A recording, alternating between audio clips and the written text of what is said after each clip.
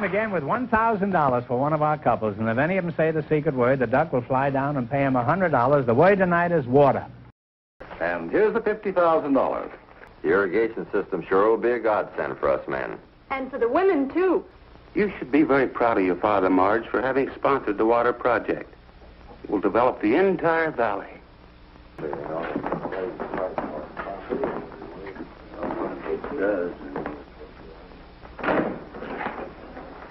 Well, Tom, in a year we'll control the whole valley, and we'll set up our own water project. Water is power, and the public be damned.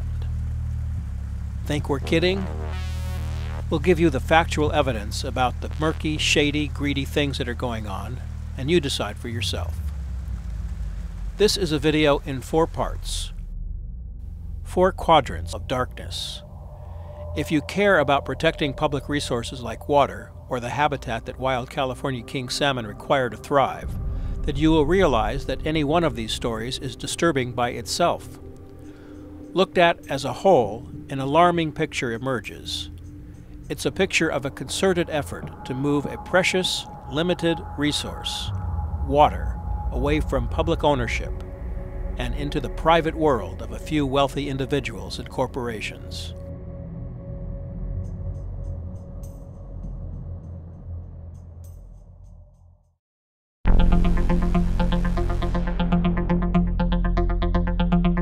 To tell this story, we start among the palm trees of Beverly Hills.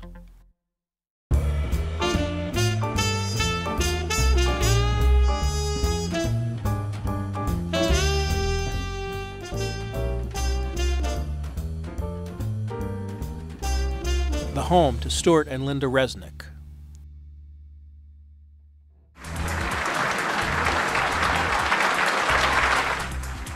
As we dedicate this building, home to 3 different hospitals, and the Stewart and Linda Resnick Neuropsychiatric Hospital. Mr. Resnick is a Beverly Hills billionaire who is well known for his philanthropic giving. Many people have benefited from his generous gifts. Clearly, his is a giving soul.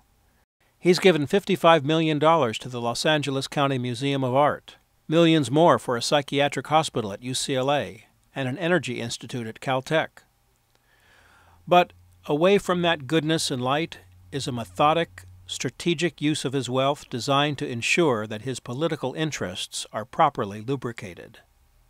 A look at the public record of his campaign donations suggests not an ideology-driven gift-giving scheme, but instead a thoughtful understanding that politicians and regulators change. So anyone who might be in a position to be helpful with his business problems seems to get a Resnick donation. A profit-driven side that some may say is more darkness than light.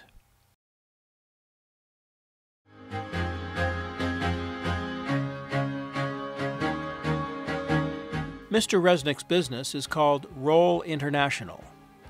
It is a holding company operating lots of businesses, including Teleflora, the florist wire service, Palm Wonderful pomegranate juice, and Fiji bottled water imported from the South Seas. But it is agriculture that is the main underpinning of the Resnick empire.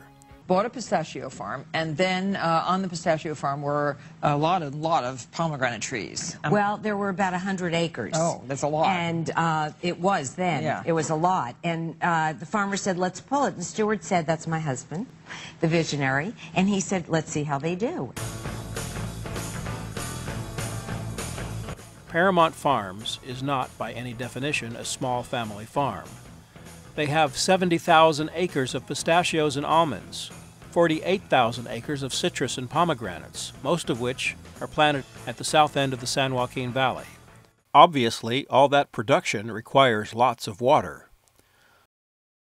Their water comes from 2 principal sources, an underground aquifer and Northern California water pumped south via the California Aqueduct. California's $2 billion wild salmon industry is getting some long-awaited help from the federal government. It comes in the form of a biological opinion study. It's a legally meaningful word, means it jeopardizes the species with extinction. When federal scientists reported that salmon were in jeopardy of becoming extinct because not enough fresh water was flowing through the delta, and that meant reducing the amount of water moving south, Mr. Resnick was not happy. So he dashed off a letter to his friend and recipient of thousands of dollars in campaign contributions, Senator Dianne Feinstein, to do something about it. He decried what he called the sloppy science that resulted in reductions of fresh water being moved south to his farms, and urged the senior senator of California to push the Obama administration to conduct a scientific review of the government's biological opinions. He even laid out a specific strategy for how that review should be carried out. This cozy relationship between Senator Feinstein and Mr. Resnick cost you, the American taxpayer, nearly $1 million, the cost of the National Academy of Sciences review of the science. And guess what? The National Academy of Sciences says federal actions keeping water from Westside farmers were scientifically justified. Congress had requested this review. The result of the review clearly stated that the biological opinions that Mr. Resnick declared to be sloppy science were determined to have been scientifically justified. In other words, put in lawyers' terms, the burden of proof was on those who thought the thoroughly peer-reviewed biops were sloppy science, and the sloppy science crowd didn't meet that burden. Now, there's nothing illegal about any of this. Since Mr. Resnick has the money and powerful politicians eager to answer his phone calls, what else would you expect? Especially since his Paramount Farms business has to have unlimited amounts of water to be productive.